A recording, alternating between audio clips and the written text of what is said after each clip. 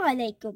আমি মরিয়ম জামিয়া শোভা আবৃত্তি করছি কবি মাহমুদুল হাসানের রচিত কবিতা শহীদ বুদ্ধিজীবী দিবস।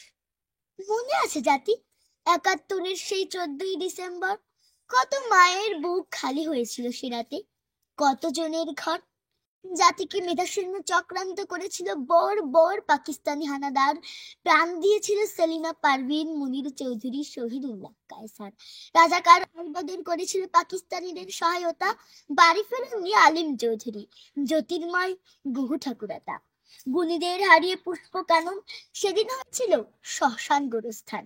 হারিয়েছে জাতি সিরাজ উদ্দিন আর তাদের প্রিয় জহির রায়হান। হারিয়েছে জাতি প্রকৌশলী, ডাক্তার, শিক্ষাবিদ আর দার্শনিক।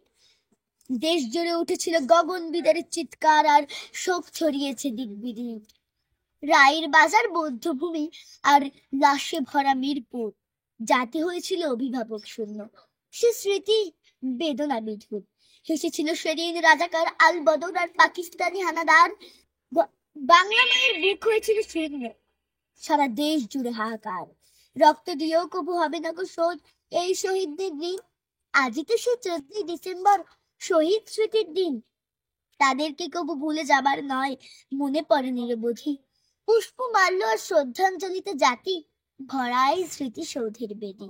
বিনম্র শ্রদ্ধা শহীদদের প্রতি, আর রইল অনেক শোক। জাতির কৃতি সন্তান আর শহীদ বুদ্ধিজীবী দিবস স্মৃতিতে অমর হোক। ধন্যবাদ।